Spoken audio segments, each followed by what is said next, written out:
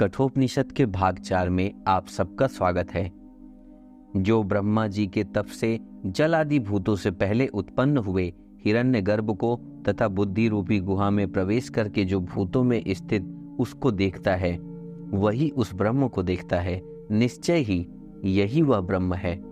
जो देवतामयी अदिति प्राण रूप में प्रकट होती है तथा जो बुद्धि के रूप में गुहा में प्रविष्ट होकर स्थित रहने वाली एवं पंचभूतों के साथ उत्पन्न हुई है, उसे जो जानता है वह ब्रह्म को जानता है।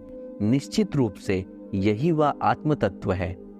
गर्भिणी स्त्रियों द्वारा सम्यक प्रकार से पोषित हुए गर्भ के समान जो जातवेदा यानी अग्नि दोनों अरणियों के बीच स्थित है तथा जो आत्मजागृत ज्ञानियों एवं यज्ञ सामग्री से युक्त यज्ञाहुति करने वाले मनुष्यों के द्वारा नित्य प्रति स्तुति किए जाने योग्य अग्नि है, यही वह ब्रह्म है। जहाँ से सूर्य उदित होता है और जहाँ अस्त होकर चला जाता है, उसी पर सभी देवता आश्रित हैं। उसका कोई भी उल्लंघन नहीं कर सकता, यही वह ब्रह्म है।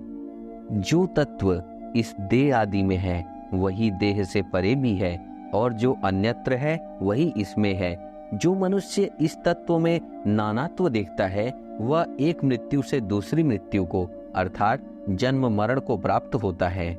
मन के द्वारा ही यह तत्व प्राप्त करने योग्य है।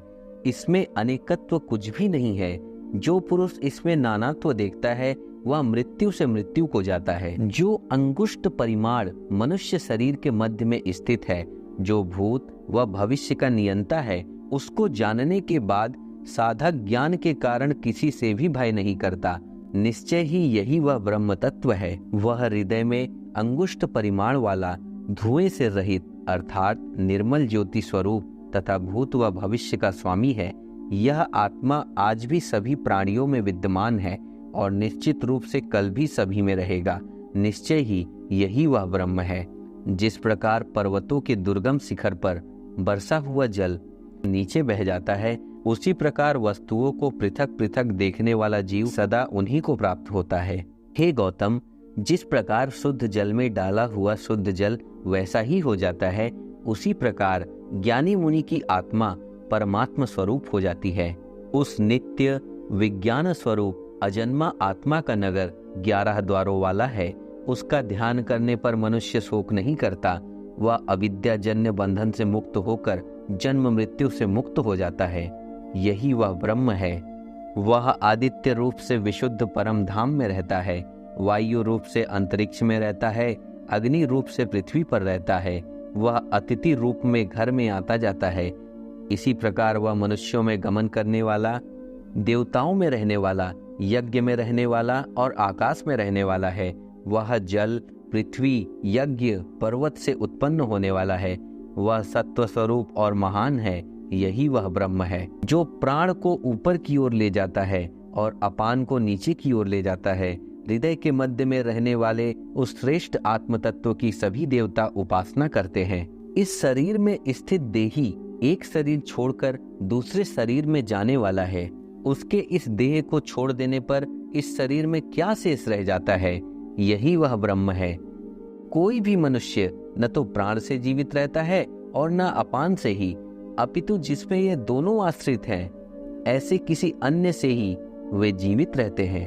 हे गौतम, अब मैं फिर से तुम्हारे प्रति उस गुह और सनातन ब्रह्म का वर्णन करूंगा तथा मरण को प्राप्त होने पर आत्मा जैसा हो जाता है वह भी कहूंगा। अपने कर्म और ज्ञान के अनुसार कुछ देहधारी शरीर प्राप्त करने के लिए किसी योनि को प्राप्त होते हैं।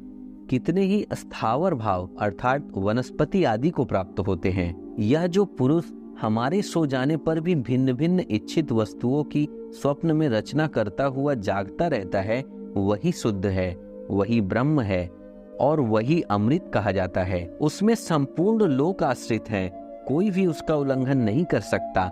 यही वह ब्रह्म है। जिस प्रकार जगत में प्रविष्टि हुई एक अग्नि प्रत्येक रूप में प्रवेश कर तद अनुरूप व्यक्त होती है, उसी प्रकार एक ही अंतरात्मा समस्त प्राणियों में स्थित होकर नाना रूपों में उनके रूप के अनुसार व्यक्त हो रहा है तथा उनसे परे भी सर्वव्याप्त है। जिस प्रकार इस लोक में प्रविष्ट हुई एक ही वायु प्रत्येक रूप में प्रवेश कर तद अनुरूप व्यक्त होती है, उसी प्रकार संपूर्ण भूतों में स्थित एक ही अंतरात्मा प्रत्येक रूप के अनुरूप व्यक्त हो रहा है और उनसे परे भी सर्वव्याप्त है। जिस प्रकार सूर्य समस्त लोक का नेत्र होकर भी नेत्र संबंधी दोषों में लिप्त नहीं होता, उसी प्रकार समस्त भूतों का एक ही अंतरात्मा संसार के दुख में लिप्त नहीं होता, वह उनसे परे रहता है। वह एक सबको अपने अधीन रखने वाला और संपूर्ण भूतों का अंतरात्मा है। वह अपने एक रूप को अनेक प्रकार के रूपों में व्यक्त करता है। अपनी बुद्धि में स्थित उस आत्मदेव को जो बुद्धिमान पुरुष देखते हैं, उन्हीं को नित्य आनंद की प्राप्ति होती है, औरों को नहीं। वह अनित्य पदार्थों में नित्य स्वरूप तथा चेतनों में चेतन है। वह एक ही अनेकों की कामनाएं पूर्ण करता है। अपनी बुद्धि में स्थित इस आत्मा को जो विवेकी पुरुष देखते हैं, उन्हीं को नित्य शांति प्राप्त होती है, औरों को नहीं। ऋषि अर्थात धीर पुरुष यही वह है। रूप में जिसे अनिर्वाच्य परम सुख का स्रोत मानते हैं, उसे मैं कैसे जान सकूंगा? क्या वह स्वयं प्रकाशित होता है अथवा किसी अन्य के द्वारा? वहां सूर्य प्रकाशित नहीं होता, चंद्रमा और तारे भी नहीं चमकते, और ना ये बिजलियां ही चमकती हैं। फिर इस अग्नि की तो बात ही क्या है? उस आत्मा के प्रकाशमान होते ही सब कुछ प्रकाशित होता है और उसकी कांति से ही यह सब कुछ भासता है। ऊर्ध्वमूल एवं नीचे की ओर शाखाओं वाला यह अश्वत्थ वृक्ष सनातन है। वही शुक्र है, वही ब्रह्म है और वही अमृत कहा जाता है। संपूर्ण लोक उसी पर आश्रित है, कोई भी उसका अतिक्रमण नहीं कर सकता। यही वह ब्रह्म है। यह जो कुछ सारा जगत है, उस ब्रह्म में उदित या व्यक्त होकर उसी की शक्ति से प्राण के कारण क्रियाशील होता है। वह ब्रह्म महान भय रूप और उठे हुए वज्र के समान है। जो इसे जानते हैं वे अमर हो जाते हैं। इसके भय से अग्नि तपती है, इसी के भय से सूर्य तपता है तथा इसी के भय से इंद्र, वायु और पांचवा मृत्यु दौड़ती है। यहाँ यदि मनुष्य इस शरीर के पतन के पूर्व ब्रह्म को जानने में समर्थ नहीं हुआ, तो इस जन्म मरणशील लोकों में वह शरीर भाव को प्राप्त करता है। जिस प्रकार कोई दर्पण में स्वयं को देखता है, उसी प्रकार जीवात्मा में ब्रह्म का दर्शन होता है। जैसे स्वप्न में वह स्वयं को विभिन्न रूपों में देखता है, वैसे पितृलोक में तथा जैसे जल में स्वयं को बिंबवत देखता है, वैसे ही गंधर्व लोक में उसका अस्पष्ट भान होता है। ब्रह्मलोक में तो छाया और प्रकाश के समान वह सर्वथा स्पष्ट अनुभूत होता है। पृथक पृथक पंच महाभूतों से उत्पन्न होने वाली तथा विभिन्न स्वभाव वाली जो इंद्रियां हैं, वे उत्पत्ति एवं प्रलय को प्राप्त होती हैं। उन्हें जानकर बुद्धिमान पुरुष शोक नहीं करता है। इंद्रियों से परे मन है, मन से श्रेष्ठ बुद्धि है, बुद्धि से परे महान जीवात्मा है तथा जीवात्मा की अपेक्षा अव्यक्त प्रकृति उत्तम है। अव्यक्त से भी पुरुष श्रेष्ठ है और वह व्यापक तथा सर्वथा अलिंग है, जिसे जानकर मनुष्य मुक्त होता है और अमरत्व को प्राप्त हो जाता है। इस आत्मा का रूप दृष्टि में नहीं ठहरता, इसे नेत्र द्वारा कोई नहीं जान सकता। हृदय में स्थित मन का नियमन करने वाली विशुद्ध बुद्धि के द्वारा निरंतर मनन करने से यह प्रकाशित होता है। जो इसे जानते हैं वे अमर हो जाते हैं। जब मन सहित पांचों ज्ञानेंद्रियां शांत हो जाती हैं एवं बुद्धि भी चेष्टा नहीं करती, तब उसे परम गति कहते हैं। इस स्थिर इंद्रिय धारणा को ही योग कहते हैं, क्योंकि उस समय पुरुष प्रमाद रहित हो जाता है। योग भी उत्पत्ति एवं नाश रूप है। वह आत्मा न तो वाणी से, न मन से और न नेत्र से ही प्राप्त किया जा सकता है। वह है ऐसा कहने और मानने वालों के अतिरिक्त वह और कहीं कैसे उपलब्ध हो सकता है। वह आत्मा अवश्य है, इस प्रकार से ग्रहण किया जाना चाहिए और फिर उसे तत्व भाव से जानना चाहिए। दोनों प्रकार की उपलब्धियों में से वह अवश्य है, इस प्रकार की उपलब्धि करने वाले के प्रति तत्व ज्ञान स्वयं प्रकट हो जाता है। जब इस जीवन में ही हृदय की संपूर्ण ग्रंथियों का छेदन हो जाता है, उस समय वह मरण धर्मा जीव अमर हो जाता है। संपूर्ण वेदांत का बस इतना ही आदेश है। इस हृदय की 101 नाड़ियां हैं।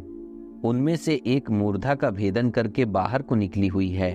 उसके द्वारा ऊर्ध्व गमन करने वाला पुरुष अमृतत्व को प्राप्त करता है। शेष विभिन्न गति वाली नाड़ियां प्राणोत्सर्ग हेतु ही होती हैं। अंगुष्ठ मात्र अंतरात्मा सर्वदा जीव के हृदय में स्थित है। मुंज से सींग के समान धैर्य पूर्वक उसे अपने शरीर से बाहर निकाले, उसे शुक्र एवं अमृत समझे, उसे इस प्रकार शुद्ध एवं अमृत रूप जाने। मृत्यु देवता द्वारा कही गई इस विद्या को और संपूर्ण योग विधि को पाकर नचिकेता ब्रह्म भाव को प्राप्त करके धर्म अधर्म शून्य और मृत्युहीन हो गया। दूसरा जो कोई भी इस प्रकार आध्यात्म तत्व को जानता है वह भी वैसा ही हो जाएगा। परमात्मा हम दोनों की साथ साथ रक्षा करें, हमारा साथ साथ पालन करें, हम साथ साथ विद्या संबंधी सामर्थ्य को प्राप्त करें, हमारा किया हुआ अध्ययन तेजस्वी हो, हम आपस में द्वेष न करें। ओम शांति शांति शांति ही।